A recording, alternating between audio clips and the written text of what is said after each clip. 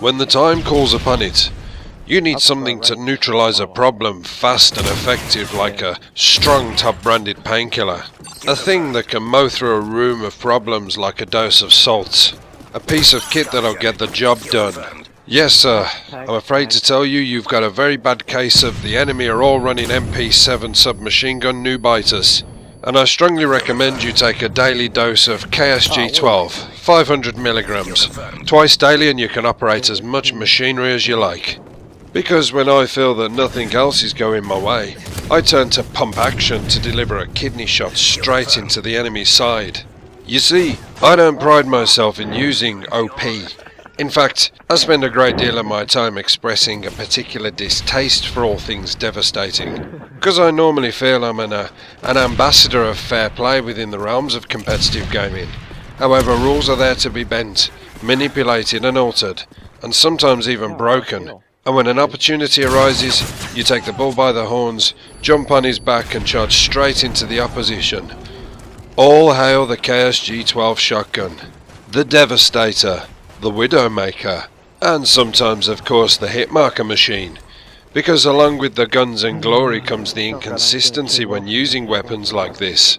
And when you find the creases of inconsistency can't be ironed out, you look and you're in the position of hitting them with 1, 2, sometimes even 3, and if they've got Final Man's Dead Man's Handstands brass band, you're talking 4 or 5, and that's only to be replicated and returned with a nice exploding bastard on the floor. Ah, what a charming way to end my reign of terror. Maybe I need to up the dosage to 1000 milligrams and put something like the Striker on. No, that wouldn't be fair. That would be deemed as unrealistic and cheap. What you gotta do is work through it, because with hard work and endeavour reaps rewards, and those rewards can come in the form of a nice little gun streak. But as an avid user of shotguns this year, I can't help but feel that Infinity Ward turned their back on a small minority, because while they were so busy buffing up the submachine guns that didn't need it, and the assault rifles that were replicated in other forms anyway, M16 Type 95, they forgot about the little men. So, what does this lead on to with the release of Black Ops 2?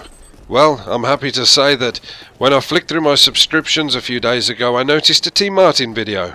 And that video was primarily based on the shotguns in Black Ops 2.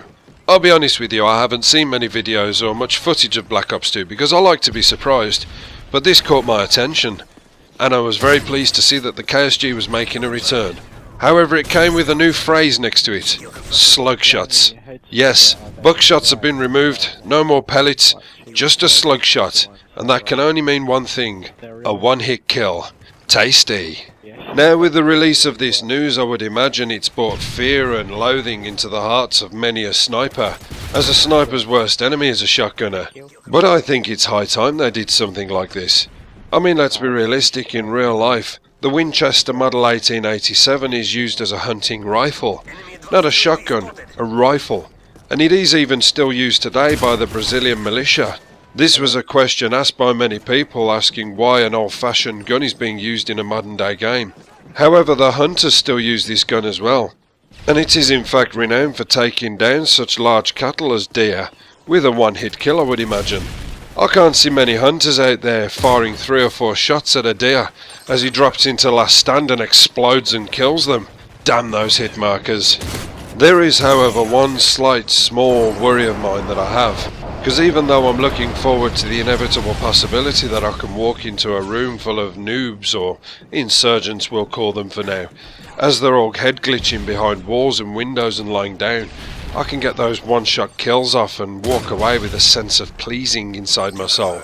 There is a small underlying feeling that the noobs are going to get hold of this gun and fashion it into their own death machine somehow. Maybe that be just banging on some sort of steady aim and walking around hip-firing it on a 2 sensitivity or something, causing Treyarch to take the gun, buff it, and turn it into a 2-shot kill, along with the rest of them. I hope not, I really do. Now, I know a lot of my friends when I play in lobbies with them, and I tell them that I'm going to put the KSG on, or the Model 1887, or some gun of that description, they kind of ask me the question why. It's almost actually nonsensical to think you'd walk in against all these submachine gunners and use something particularly inconsistent. but it's just so goddamn fun. I mean, you feel like you're carrying an anti-aircraft weapon around with you. It's got the kind of look about it that could take a Boeing 747 down in one shot. It can't kill a man on the floor lying down camping, but it can take down an aircraft carrying 300 people off to a holiday destination. So, with there now being only just over 2 weeks left until the release of Black Ops 2, how do I feel? Pensive? Frustrated? Excited? You see, the things I'm growing to look forward to are going to be abused, I know this. I remember when the original came out and I heard the FAMAS was being brought back. This was an exciting prospect for me because I love the FAMAS in Modern Warfare 2. And when I found out it was fully automatic, that posed some more excitement for me. This excitement was met with frustration when I discovered everybody was putting the FAMAS on. Everybody was spraying, and it only resulted in me never using the gun again. So, as an overview of this, bravo Treyarch.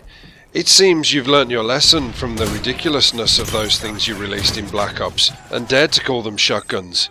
For once it seems Infinity Ward may have imposed a bit of positivity on Treyarch, as they seem to have taken into account their use of shotguns, and what they can do with them and how they can improve on them.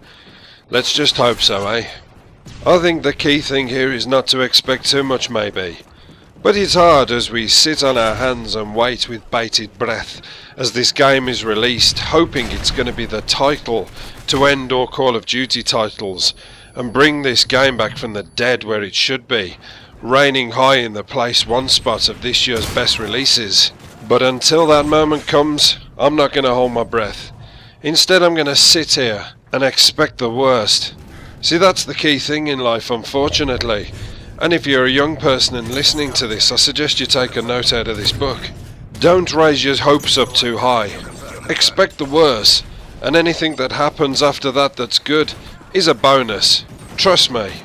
This is a lesson I learnt only so well when I went onto the website and ordered a bride, courtesy of Thai Brides Are Us, and I asked for something in the realms of a 6'2" ex-Miss World lookalike. And I was then sent a picture of a young 23-year-old, Tatimachi, 6'2", blue eyes, brown hair, legs up to her neck. Only to find that 2 weeks later, when there was a knock at the door, I opened it to find this 4'3" fat pig who barged past me like Jimmy Cranky and sat on the settee and does nothing around the house but order food and biscuits and back rubs. Jesus Christ, I can't even get my money back. What's that, Tatimachi? Oh god, it's time for the foot massage. I'll see you later, guys. Yes. Victory. Good work, comrades. Wow, another shit score. Oh, sure.